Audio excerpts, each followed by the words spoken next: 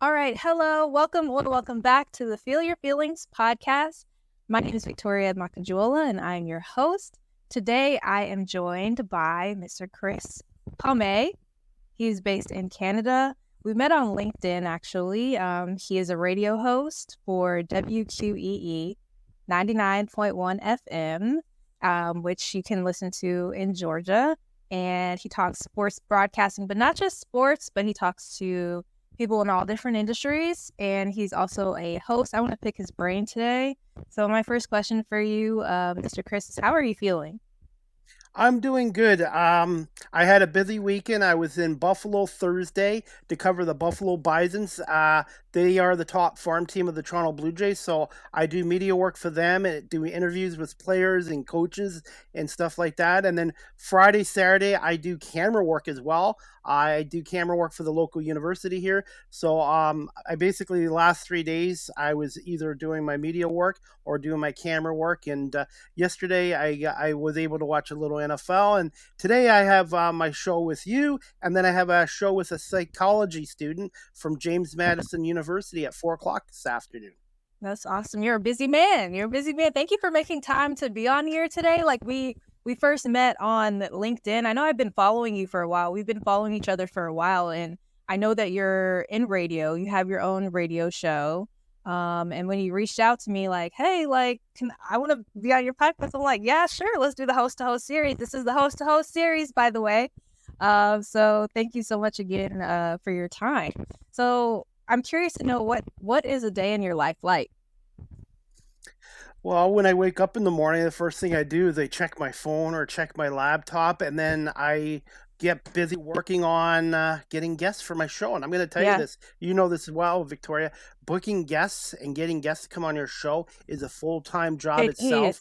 And then sometimes guests cancel at the last minute. So I always Right. have to make sure I have a plan B and a Mm-hmm. plan C. But I love it. I love reaching out to people. Most of the time, 90%, I get told yes. There are going to be times where people aren't interested in talking with me or coming on a podcast or Good. a radio show. So Yeah. don't ever take rejection or no personally. I always use it as motivation to keep improving and keep learning. Yeah. Yeah. Like I've gotten super comfortable with rejection as a podcaster. It's really forced me out of my comfort zone to talk to people and also like just ask them openly like, hey, like would you like to be on my platform? And like if they say no, like it's just something that I just kind of have to roll off my back. And it's a skill that I've acquired. I'm curious to know why radio and what is your show all about? Why radio? Because I was born in 1972, so I'm 51. But you know what? I might be 51, but I don't feel 51 or look 51. I grew up when there was like less TV stations on in the 70s and 80s. So when I was younger, I used to listen to radio for my baseball games, my hockey games, my football games. And I always loved radio because you got to paint a picture for the audience. On TV, I like TV as well, but TV, you can see what's going on radio, you're reliant on that person to do play by play in that. And I've always just enjoyed the radio industry, and I have a gift of gab. I just love Yeah. talking to people. And I think my former profession I was in for 24 years has prepared me for this because I had to talk to people from CEOs to people that were dishwashers, all kinds of life. And I just feel that I'm ready to do this. And I just love talking to people and storytelling and learning from my guests. Awesome. Awesome. Awesome. And your show, can you tell me a little bit more about like what your show is all about? Because I know you said you're not just focused on talking to athletes or people in the sports world, but who are some of the people that you have already talked to? Well, sports wise, I've had Chuck Swirsky, the voice of the Bulls, on, Eric Smith, the voice of the Raptors, on, Tom McCarthy from the NFL on CBS and the Philadelphia Phillies, Okay. the Philly fanatic, Tom Burgoyne. He's come on my show, and I've had many others like Jerry Howarth from the Toronto Blue Jays. Any He's Cowboys, Dallas Cowboys, Dallas Cowboys? people? No, not yet. No Dallas Okay. Cowboys. But one thing about me is don't boo me. I'm a Philadelphia Eagles fan, but I love the rivalry I'm with not a Dallas. hater, so yeah, No. yeah. So, but I've had guys on from radio shows, but I would like to get somebody on from Dallas to talk about the Cowboys. I did have a woman on from Dallas a couple months ago. You might know her. I'm not sure if you've heard of her. Her name is Abby Alonso. Abby Alonso. I've Okay, heard of her. she's from the Dallas area, and she covers college sports and a little bit about the Cowboys. But I my show's not just Canadian podcast or radio Yeah, show. It's international. I've had guests on from the UK, Switzerland. I've had a female ventriloquist on from Australia, and I've had one on from LA. I've actually had two female ventriloquists on my show so far.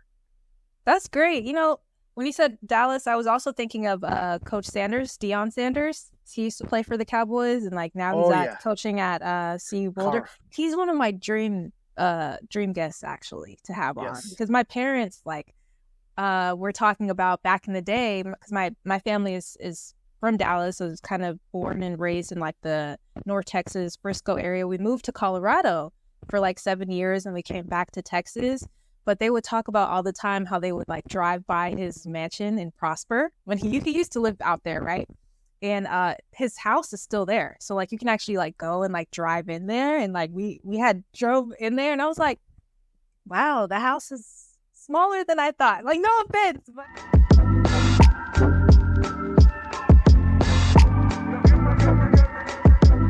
yeah, interesting. But compared to where he's at now, I'm pretty sure it's like water under the bridge. But yeah, long story short, he's a dream guest to have that I would love to talk to. He's been gems.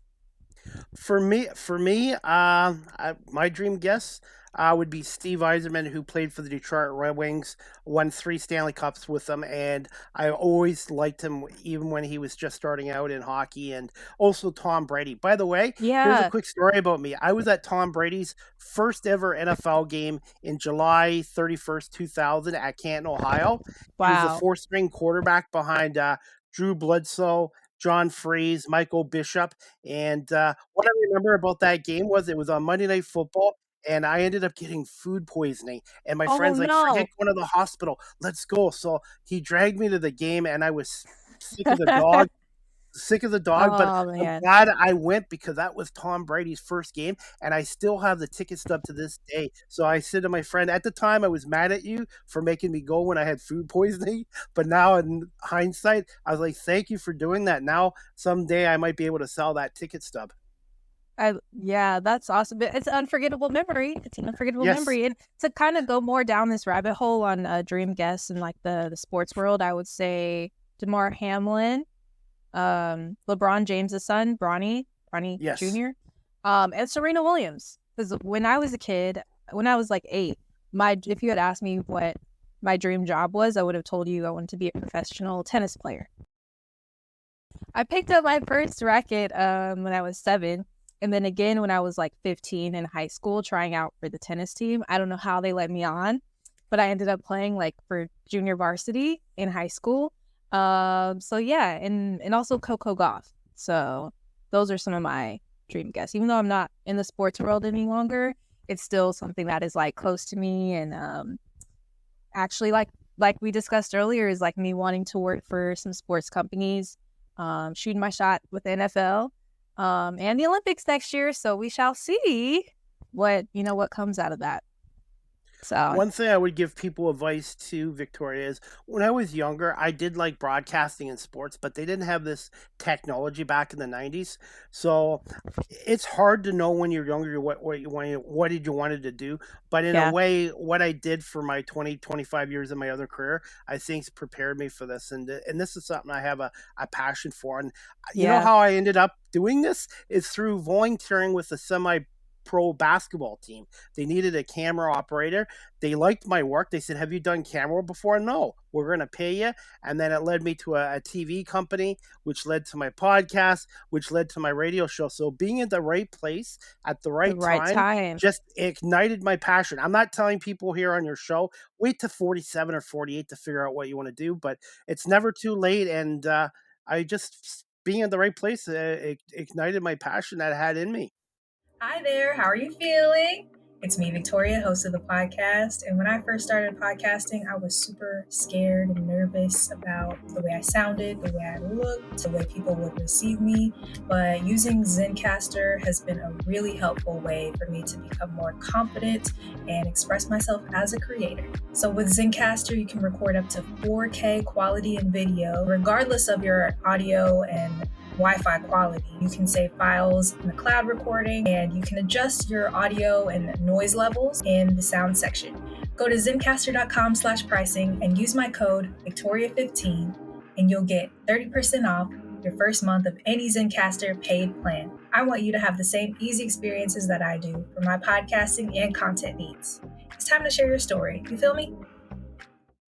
No, that's fantastic to hear because we need that perspective as a Gen Z. Like this whole podcast is based on like being from a Gen Z perspective. I think how I initially started it was like Gen Z to Gen Z.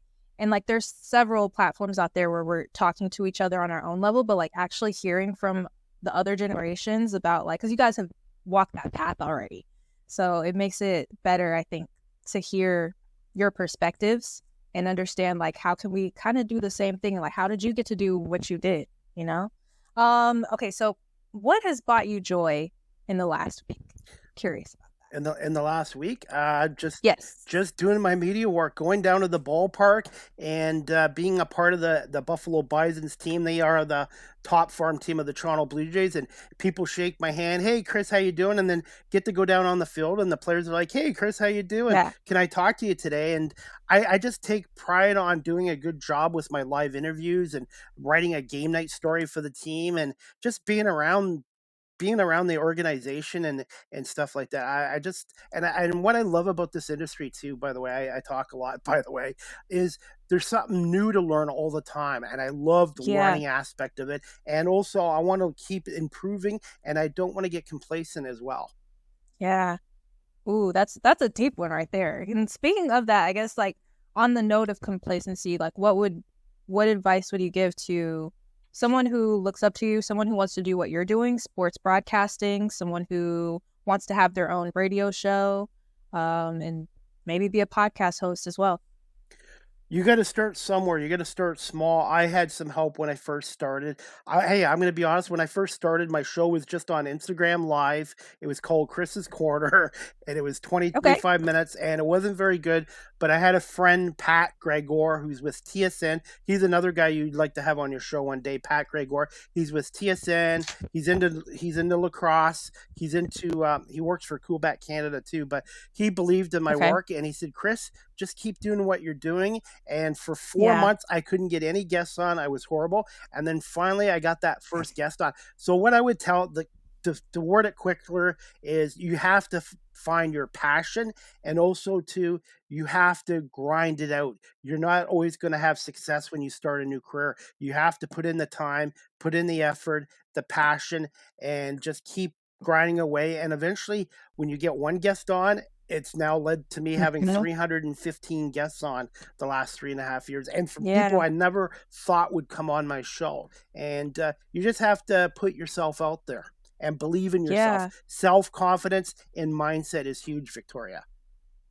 Yeah, my mom says that a lot to me, is to put myself out there and not be scared to do that. So love that. And going back to like your guests, because like you look over your shoulder and you like said you interviewed over 300 people. Like, have you had any favorite guests so far? There's been so many great ones. Dan Shawman from the Blue Jays and ESPN's been great. John Murphy, the voice of the Buffalo Bills. Bob Sochi, the voice of the Patriots. Freddie Coleman from ESPN Radio. Christine Lisi from ESPN Radio. The Philly Fanatic, the guy who plays the legendary Philly Fanatic, has been on my show. And just a lot of great guests. And I guess the gentleman Jerry Howarth. I grew up listening to him here in Toronto, and he did the Blue Jay games for 36 years. I never thought he'd give me the time of day, and he came on my show and talked to me for an hour. And those are the ones. Those people are the ones that I admire the most. Like the ones that you think like, did they really just like respond? Did they really just like acknowledge me right now? Like, I feel like that's when you know, like, okay, this is serious. They take me serious, so I'm going to take myself serious And one as well. thing too, Victoria, what I pride myself on is my show is very diverse. Not just with my guests. I have a very diverse amount of guests, but I make sure my guests, I try to have male, females. I've even had a transgender person on too. I just want people to come on my show and knowing that they feel comfortable with me and have a good rapport. And I try to pride myself on doing a really good show and just talking to people the way I would talk to you if we were meeting in real life right now instead of virtually.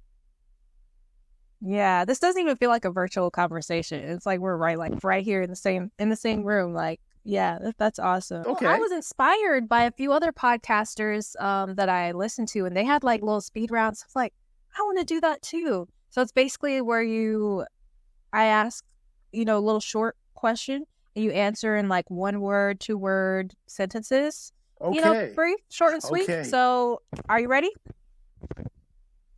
This is my first time, so this is going to be a good experience to see if I can do it in 1 or 2 words. Okay. Let's go. What is the last song that you listened to? You can cheat. I can cheat. Yeah. I would say. I usually go to my Spotify. Stranglehold. By Stranglehold. who? Ted Nugent. It's a 9-minute song. Wow. 9-minute song. Ted Nugent. Yeah, Stranglehold. Classic rock. Okay. Finish this sentence. I truly believe that. Hard work will eventually make you successful. Hard work. My favorite book is anything that's sports related. I need like an example of that. like by who? It's authors and sports. I guess Hello, My Friends by Jerry Helworth, who retired with the Blue Jays. He wrote a book on his 36-year career, so I would say that book was one of my favorites. I'm reading a book right now by Shannon Lee, Bruce Lee's daughter. And martial arts is a sport, right? And yes, I love it. I've renewed it like 3 times already because I don't want to be done reading it. It's great. 2 words I would tell my younger self too.